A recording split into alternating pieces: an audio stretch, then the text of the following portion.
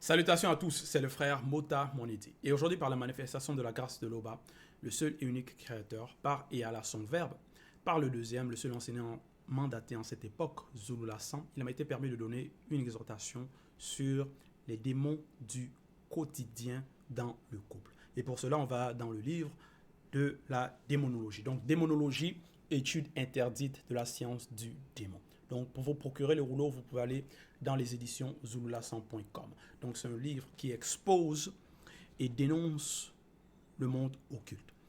Que ce soit Satan, donc le mauvais esprit, le Mundima Bobé, les Bamololoma Bungulanais, les anges déchus, et aussi les démons.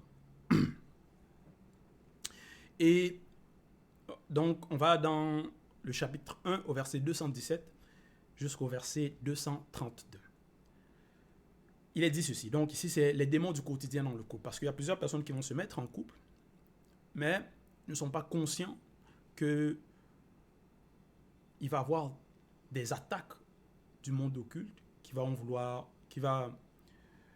donc le monde occulte va vouloir nuire à leur union. Verset 217, il est dit ceci. Comme il a été dit dans le verset 141, pour que les démons agissent dans le quotidien d'une personne jusqu'à la possession, il faut auparavant qu'une espèce de démon connu sous l'appellation de démon de circonstance puisse agir. Point. Verset 218. Quand un démon de circonstance veut vous nuire, il fait tout ce qui est en son pouvoir, ceci par toutes sortes de stratégies occultes. Point. Verset 219.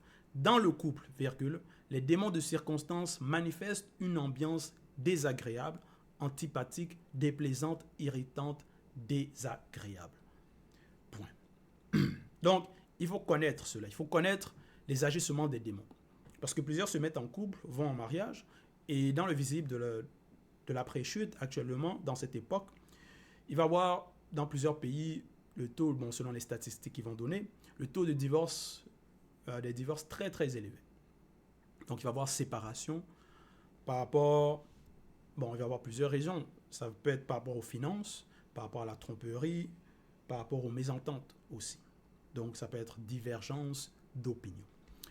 Et nous savons que selon le verbe, le mariage, donc déjà le mariage, c'est diba. Et dans le mariage, entre l'homme et la femme, il doit y avoir le dialogue, la complicité, le respect. Et donc ça doit être dans l'harmonie, dans l'amour, dans aussi la crainte du respect qui est dû à l'Oba. Et on sait que les ennemis, donc les démons, le monde occulte, n'aiment pas la paix, que ce soit dans le couple, dans le mariage. Donc ils veulent nuire à cela, nuire à l'union. Ils veulent que, par rapport à la vie du couple, non seulement qu'ils se séparent, ou qu'il puisse y avoir des disputes, la discorde, pour que l'homme soit malheureux dans sa vie de couple et aussi que la femme puisse être malheureuse. C'est pour ça qu'il est dit ici, au verset 218, quand un démon de circonstance veut vous nuire, donc ils ont déjà cette volonté de vouloir nuire, de vouloir nuire au couple, il fait tout ce qui est en son pouvoir. Tout ce qui est en son pouvoir. Il faut connaître cela. Les agissements des démons. Ils ne veulent pas de notre bien. Ceci par toutes sortes de stratégies occultes. Donc il faut connaître ces stratégies. Parce que pour combattre l'ennemi, il faut connaître l'ennemi. Il faut connaître comment il agit. Comment il opère. Verset 219. Dans le couple, les démons de circonstance manifestent une ambiance désagréable. Donc, quand on parle d'ambiance désagréable, antipathique, déplaisante, irritante, c'est aussi, donc, quand on dit antipathique, c'est qui inspire l'antipathie, donc aversion non raisonnée à l'égard de quelqu'un, de quelque chose, hostilité. Donc, quand on parle de déplaisante aussi, c'est qui fâche ou qui choque, qui agace, ennuyeux, irritant, déplaire, causer à quelqu'un une irritation, le choquer. Donc, voilà l'ambiance que les démons veulent, ici les démons de circonstance, manifestent dans le couple. Et dans la suite, il est dit, déjà c'est le premier signe, divergence d'opinion de l'homme envers sa femme. Donc ici, on expose les agissements des démons du quotidien dans le couple. Et ça va être par rapport à cette divergence d'opinion. Donc ce premier signe, par rapport à quand l'homme est affecté, quand l'homme est atteint. Verset 220. Quand le démon de circonstance attaque un homme qui est en couple avec une femme, virgule. Donc, quand il fait cela, il faut savoir reconnaître les signes. Cet homme commence à être en désaccord avec sa femme. Point. Donc, il y a la discorde. Voilà le premier signe. Voilà comment ça commence. Verset 221. À chaque discussion ou altercation avec sa femme, virgule, cet homme veut à tout moment avoir raison et avoir le dernier mot. Point. Parce qu'on sait que dans le mariage, il doit y avoir le dialogue. Et dans ce dialogue, ça doit être dans la paix. On sait que dans le mariage, parfois, dans le couple, parfois il peut y avoir des disputes, des mésententes, des incompréhensions, et ainsi de suite. Mais ça doit néanmoins rester, il faut parler. Il faut parler dans le respect, il faut exposer cela. Donc, avoir un bon dialogue, une bonne communication. Mais ici, cet homme, à chaque discussion ou altercation avec sa femme, virgule, il veut à tout moment avoir raison. Donc, dans la discussion, dans le dialogue, il veut dominer. À tout moment. Verset 222. Il ne veut pas écouter les conseils de sa femme, virgule. Parce que le dialogue, ça doit être l'un et aussi l'autre.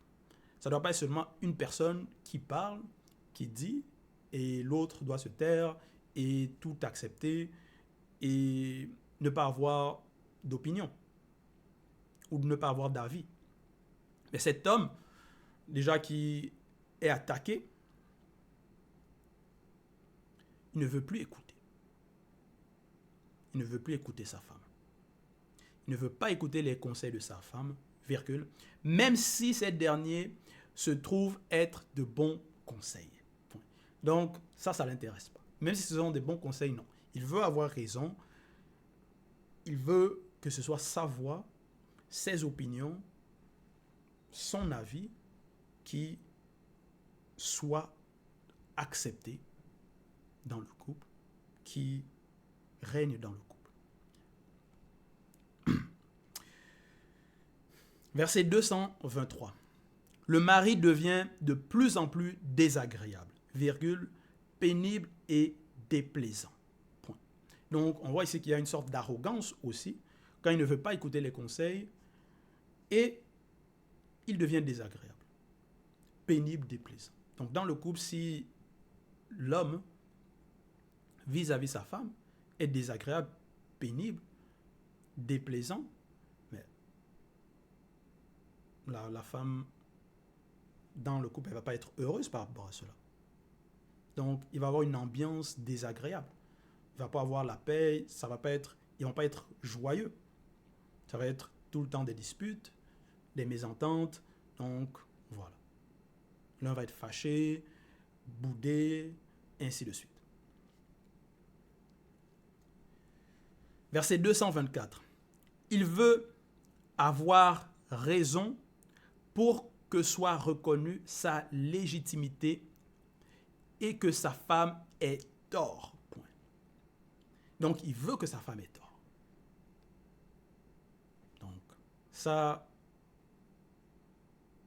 Donc là, il est déjà attaqué. Parce qu'il va voir sa femme comme une adversaire. Comme quelqu'un qui veut dominer. Il veut dominer sur sa femme. Il veut donc ne veut plus l'écouter. Donc même par rapport au respect, parce que dans le couple, il doit aussi avoir le respect, donc il ne va pas respecter l'opinion de sa femme. Il ne va pas respecter ce qu'elle a à dire.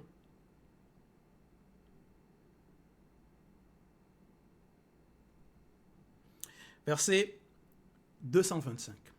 Cet homme agit ainsi parce qu'il désire faire sortir ce qui était intériorisé en lui, virgule, mais n'y parvient pas. Point. 226. Il se dit en lui-même qu'une femme ne peut avoir raison face à lui. Point virgule. Donc déjà, il se braque. Il se dit non, la femme ne peut pas avoir raison, que c'est sa façon de voir, il n'y a pas d'autre. Qu'elle est bonne uniquement à écouter sans donner son opinion. Point. Donc il veut juste que la femme dise oui et c'est tout. Verset 227. Tant qu'il ne cède pas ou ne donne pas raison à sa femme, virgule, il pense que sa femme ne doit pas avoir le dessus sur lui. Point virgule. C'est donc une façon pour lui d'éviter de se sentir dévalorisé, virgule, il se sent exister. Donc pour lui, si sa femme lui donne raison, là c'est correct. Mais si sa femme est en désaccord, a une opinion divergente, là, c'est comme s'il va se sentir inférieur. Il va sentir que non, elle ne me donne pas raison, elle ne comprend pas, elle a tort. Donc, pour lui, sa valeur, en gros, c'est quelqu'un qui n'a pas beaucoup d'estime de soi. Si quelqu'un, normalement, il se connaît, il sait qui il est, il n'est pas arrogant, ainsi de suite. Mais si ta femme, elle a d'autres opinions, en quoi cela te dévalorise? Si peut-être ta femme a raison sur un point, est-ce que, en tant qu'homme, dans le visible, est-ce que tu connais tout, tu sais tout, tu as toutes les informations, tu as la science absolue? Un homme ordinaire, non. Donc, c'est une sorte d'arrogance que cette personne a. Et il se dit que non, si je donne raison à ma femme, donc il va sentir qu'il est comme si il serait inférieur. Comme si elle aurait triomphé. Verset 228. Un point de vue identique à celui de sa femme, virgule, amène une fin de discussion immédiate, virgule, tandis qu'un point de vue opposé à sa pensée permet d'alimenter la discussion. Point. Verset 229.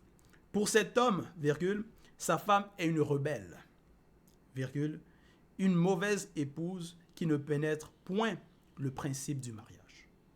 Point virgule. Donc pour cet homme, le mariage, c'est l'homme qui est le chef, donc c'est l'homme qui a raison, c'est lui qui doit avoir raison tout le temps. Dans la suite, donc, qui ne pénètre pas le principe du mariage, point virgule, qui ne respecte pas l'homme. Point. Pourtant, si dans le couple, il y a des mésententes et que la femme apporte des conseils par rapport à une situation, ces conseils ça peut être un bon conseil. Et elle peut apporter cela, dire cela dans le respect, dans le calme. Mais l'homme qui est déjà attaqué, pour lui, ça ne passe pas. Donc pour lui, sa femme ne doit pas être plus intelligente sur aucun point. Il ne doit pas avoir de conseils à donner, d'avis, ainsi de suite. Donc pour cela, il va prendre cela comme un affront à sa masculinité ou à son statut d'homme ou de chef. Verset 230. Car pour cet homme, virgule, sa femme est une sorcière pour avoir osé soutenir une opinion différente de la sienne. Donc pour lui, c'est la sorcellerie. Il ne comprend pas cela, il ne veut pas cela. Pour lui, le mariage, ça doit être selon ses pensées à lui. Et là, on voit qu'il n'y a plus cette complicité-là. Dans le mariage, il n'y a pas la complicité. Le dialogue, déjà, c'est à deux. Mais pour l'homme, ça doit être seulement de l'un vers l'autre. C'est-à-dire seulement l'opinion d'une personne, seulement son opinion. Il n'y a pas la complicité, donc ils ne sont pas en accord, en harmonie. Donc, même s'il y a des divergences d'opinion, est-ce que dans tous les points, on doit être d'accord dans le couple? Même dans un restaurant, avec le menu, certains ont des préférences différentes à d'autres. C'est parce que d'autres ont des préférences différentes, donc ont des opinions différentes, ou ont peut-être d'autres connaissances par rapport à la femme ici sur d'autres sujets, que cela fait en sorte que l'homme, ça le rabaisse. Non. Chacun a sa position, ses raisonnements aussi, sa façon de raisonner et ses habiletés aussi. Il peut y avoir donc des diversités par rapport à cela. Mais l'homme, il ne veut pas cela. Cet homme qui attaque. Sa femme est une sorcière pour avoir osé soutenir une opinion différente de la sienne. Point. Verset 231. Cet homme souffre d'un manque d'estime de soi ou d'anxiété sociale. Point virgule. Donc il est anxieux. Il n'a pas vraiment d'estime de soi. Donc pour lui, si sa femme ne donne pas raison, donc ne reconnaît pas peut-être sa valeur, là, c'est comme si pour lui, il n'a plus de valeur. Comme si ça le rabaisse. L'estime de soi, déjà, la personne elle-même, l'homme, va pouvoir reconnaître sa valeur. Que ce n'est pas d'autres personnes qui vont lui donner de la valeur. Soit par les paroles, soit c'est pas parce que quelqu'un accepte ce que tu dis ou est d'accord avec toi que là, cela te donne la valeur. Nous savons que dans le verbe, nous devons connaître notre position, qui nous sommes.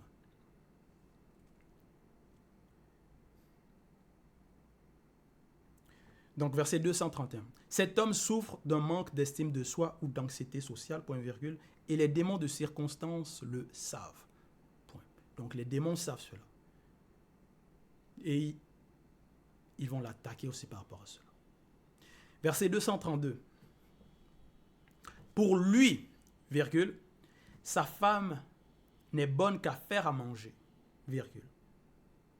S'occuper du ménage et des enfants s'ils en ont. Point virgule. Il ne se demande pas si sa femme peut ressentir de la fatigue, virgule, des sentiments et des envies. Point. Donc, il pense qu'à lui, il pense qu'à ses besoins. Il veut manger. Il ne veut pas peut-être faire à manger aussi. Il ne veut pas nettoyer. Il veut que non, sa femme s'occupe de ses besoins à lui, mais lui, il ne va pas se préoccuper des besoins de sa femme. Donc, voilà. Donc, il ne va pas réellement considérer sa femme, la respecter, reconnaître la valeur de sa femme. Et ça, c'est déjà une attaque. C'est déjà une porte. Les démons passent par là et ce sont les démons qui agissent dans le couple. Donc, il faut connaître ce signe-là. Et si jamais cela arrive, il faut dialoguer dans la paix, ne pas oublier la complicité, le respect. Il faut toujours avoir le respect l'un envers l'autre. Et dans les discussions, ne pas toujours vouloir démontrer qu'on a raison à tout moment. Il faut aussi être humble, savoir reconnaître ses torts, savoir reconnaître quand peut-être sur un point, on s'est trompé ou voilà, on a eu un manque de discernement à tel moment, et ainsi de suite. Il faut être humble. Il ne faut pas être arrogant et se braquer. Donc, voilà. C'était l'exhortation, c'était le partage sur les démons du quotidien dans le couple. Toute gloire et tout honneur à Loba, le seul créateur unique, vrai et véritable.